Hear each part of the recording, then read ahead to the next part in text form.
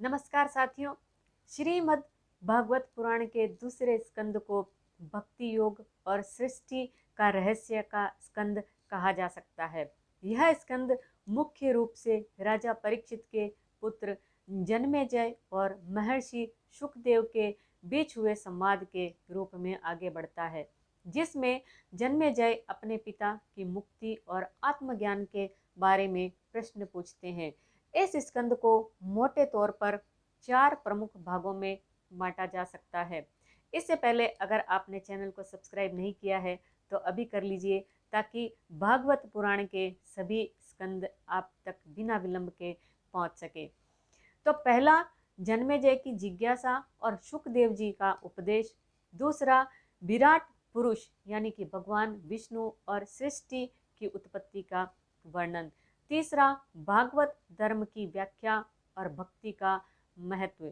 चौथा, भगवान के दशा अवतारों का संक्षिप्त विवरण। तो पहले भाग की शुरुआत करते हैं, जन्मेजय की जिज्ञासा और आत्म प्रश्न। स्कंद की शुरुआत राजा जन्मेजय के प्रश्नों से होती है। वे महर्षि सुखदेव से पूछते हैं कि उनके पिता राजा परीक्षित ने अपने अंतिम 7 दिनों में क्या किया और क्या सुना जिससे उन्हें तत्काल मोक्ष की प्राप्ति हुई। वे यह भी जानना चाहते हैं कि सामान्य मनुष्यों के लिए मोक्ष प्राप्त करने का सबसे सरल और प्रभावी मार्ग क्या है। इस प्रश्न के उत्तर में ही संपूर्ण द्वितीय स्कंद का सार निहित है। महर्षि सुखदेव जन्मेजय को बताते हैं कि उनके पिता ने अपने अंतिम समय में भागवत कथा का श्रवण किया था, जो सबसे श्रेष्ठ और कल्याणकारी है।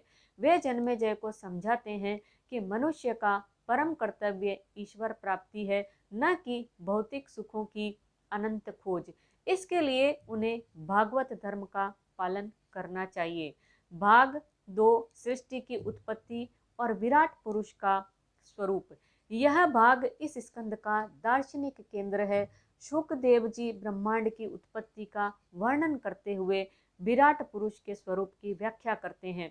वे बताते हैं कि सृष्टि के आरंभ में केवल एकमात्र ब्रह्मा परमात्मा ही विद्यमान था। उसी ने अपनी इच्छा से इस सृष्टि की रचना की। वे कहते हैं कि संपूर्ण ब्रह्मांड भगवान विष्णु के विराट स्वरूप का ही एक प्रकट रूप है।